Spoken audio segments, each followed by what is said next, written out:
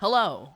So if you just got the Scholar Job Stone, looking to become a Scholar after unlocking Summoner, or just want to check out the job, this guide is for you. I'll be covering up to level 50 Scholar in this guide. This guide is also going to be assuming you've already picked up the Job Stone from your level 30 class quests. If you want to guide an Arcanist from level 1 to 30, I suggest looking at my beginner's guide to Arcanist and Summoner, as I go over it there. With that out of the way, let's get into it. Since Scholar starts at level 30 when you unlock it, we're going to go over the spells and abilities that you should have unlocked already, which will be Ruin, Bio, and Bio 2, Physic, Summon Eos, Resurrection, Whispering Dawn, Adloquium, the role actions Repose, Isuna, Lucid Dreaming, and Swiftcast, and the trait Maim and Mend. There may be a lot of buttons, but don't be overwhelmed. Ruin is your DPS spell. You'll be using this as your main spell for doing damage to enemies. Bio is your damage overtime spell, or DOT for short. You should be applying this to enemies when you start a fight, especially bosses. This is also an instant cast spell, meaning you can use it while moving. You're going to want to refresh this dot whenever it gets below 5 seconds. Physic is your pure healing spell that you can use on a targeted party member. You can easily target party members for heals by clicking their name in the party list, then casting the spell. If you're on controller, you can press up or down on the D-pad to move through your party list, then select a party member and cast the spell. Summon Eos is your fairy, who will give out a heal every 3 seconds to the lowest HP party member. Anytime you're doing any form of content in the game, make sure to summon Eos, as she is great at keeping party members alive, especially in the early game. If you manage to die at any point, Eos will get desummoned, so make sure to resummon her when you get up. Resurrection will revive a fallen party member. This spell has a long cast time, so make sure you're safe when casting the spell. Whispering Dawn is a fairy ability, which will make Eos give a regen effect to all nearby party members for 21 seconds. This regen ability is very helpful whenever your party's HP is getting low.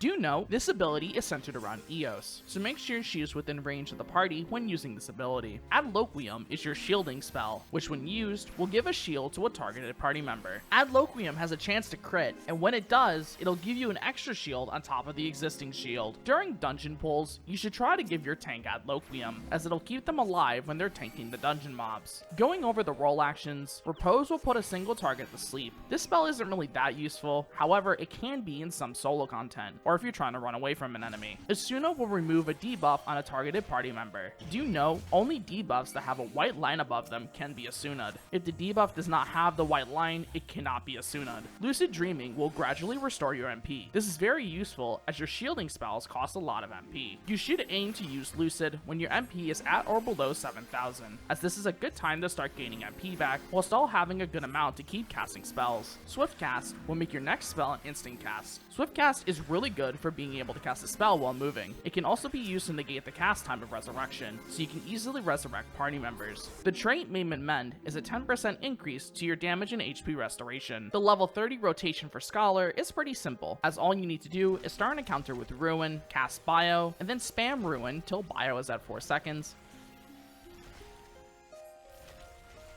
then reapply Bio. Make sure to use your heals and Adloquium if necessary, but otherwise, repeat this till the enemy is dead. You can easily practice rotations like these at the striking dummies in Summerford Farms in Middle Lenosha. You don't really have an AoE rotation yet, so for now, simply put Bio on as many enemies as you can and heal when necessary. Before we go on, if you're enjoying this video so far, I highly suggest you subscribe and leave a like, as it helps a lot. If you want to support me even further here on YouTube, you can hit the join button and become a member. It's only $1 a month and anything helps. I also stream on Twitch, so if you want to watch me live, be sure to check out the Twitch link in the description below. Thanks so much for your support. Anyways, jumping ahead to level 50 Scholar, you should have unlocked Sucker, Ruin 2, Fey Illumination, Aether Flow, Energy Drain, Lustrate, Art of War, Sacred Soil, the role actions Surecast, and Rescue, and the trait Maim and Mend 2. Sucker is your AoE shielding spell. This should be used before your party is about to take damage from a raid-wide attack. If you're not sure which attacks are raid-wides or not, simply pay attention to the cast bar and try to remember which attacks hurt the whole party, as most bosses like to use those abilities more than once, and if you see it being casted again, you can use Sucker to shield the party from that attack. You can also use Sucker as a way of healing your party as well if you desperately need to. Ruin 2 has its own separate button. This is because Ruin 2 is an instant cast spell, meaning Scholar has a form of damage they can use while moving. However, it does slightly less damage than Ruin 1, meaning you should only press Ruin 2 when you need to move around and stick to using Ruin 1 when you can. Fey Illumination is another fairy art, which will make EOs increase the healing potency of the party and also reduce magic damage taken by 5% for 20 seconds. Fey Illumination is super helpful for mitigating raid-wide attacks like I described earlier. It'll help reduce the damage taken from those attacks, and with the healing potency buff, you can easily heal your party back a good amount. Aether Flow will restore 2000 MP and give you 3 stacks of Aether Flow. Aether Flow can be used on Energy Drain, which is a single target ability that'll do damage and give you some HP. You can also use the Aether Flow stacks on Lustrate, which is a strong single target heal that is stronger than Physic. My personal suggestion when it comes to Aether Flow is to hold at least one for Lustrate. The other 2 you can spend on Energy Drain for damage. This is all dependent on the situation at hand as well. If the people in the party are getting hit by mechanics, you can use Lustrate to keep their health up so they don't die. If your tank is taking a lot of damage really quickly, you can keep using Lustrate to keep them alive. If the party isn't losing that much HP at all, you can use all 3 on Energy Drain for more damage. It's really up to you to decide what you want to do with the Aether Flow stacks. Art of War is your AoE damage spell. This spell is an instant cast spell. However, its range isn't that big, so make sure to stand in the range of the enemies when you use it. Sacred Soil is your bubble that costs 1 Aether Flow to use. This bubble will reduce damage taken by 10% for 15 seconds for any party member that is standing in it. Sacred Soil is another ability that can be used to reduce damage taken from raid-wide attacks, or to help your tank take reduced damage from a dungeon pool. For the role actions, Surecast will make it so your spells cannot be interrupted and you cannot be affected by most knockback and draw-in effects. This ability is mainly useful for its second effect, which is negating knockbacks. Not many early game bosses have mechanics like this, but you will sometimes be knocked back, and you can negate this by using Surecast before the knockback goes off, so that way you won't be affected by it. Rescue will pull a targeted party member to you. This ability can be used for either saving a party member from a dangerous situation, or to troll your friends by pulling them into a dangerous situation and taking both of you out. The trait Maim and Mend 2 is an upgrade to Maim and Mend, meaning more damage. Before we talk about the level 50 rotation for Scholar, I want to discuss an important technique that I'll be referring to in the rotation, which is weaving. Weaving is when you use an off-global cooldown, like Aether Flow, in between a spell or skill. If a spell has a cast time, you can only weave one ability in between. If a spell is an instant cast, like Bio, you can do a double weave, where you weave 2 off-global abilities instead of 1. To know when an ability is an off-global, simply cast a spell. If you don't see the global cooldown timer over that ability, it's an off-global and can be weaved in between spells. With that out of the way, let's talk about your level 50 rotation. Start any encounter with Ruin 1, then cast Bio, and weave in Aether Flow.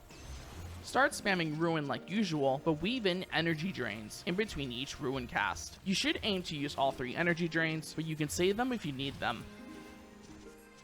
Make sure to refresh Bio when it gets to 4 seconds. Use your heals as necessary as well, and repeat till everything is dead. For the AoE rotation, simply spam Art of War. Before we end the video, I want to go over a technique I showed off in my Conjurer/White guide, which is Slidecasting. This can be very helpful whenever you need to move around but still want to keep casting. In order to Slidecast, simply cast a spell and move around the 0.40 second mark on the cast bar. This is very ping dependent, so it may be different for you, but experiment and you should be able to find the timing for when you can Slidecast. However, with Scholar, you can use Ruin 2 to move around and still do damage. I would still recommend trying to learn Slidecasting, as later on, Ruin becomes a lot stronger than Ruin 2, and you're going to want to use that as much as possible over Ruin 2. But overall, Scholar is a really fun healer. It's sort of complex, but it's simple at the same time. It gets some really cool abilities later on in the game, and I think it's really fun. But with all that, I hope you enjoy your time as a Scholar going forward, and I'll see you all again soon. Bye! Hey everybody, if you enjoyed the video, you should consider subscribing to the channel and liking the video. I have links to my Discord and other social media in the description below. Thanks so much for watching.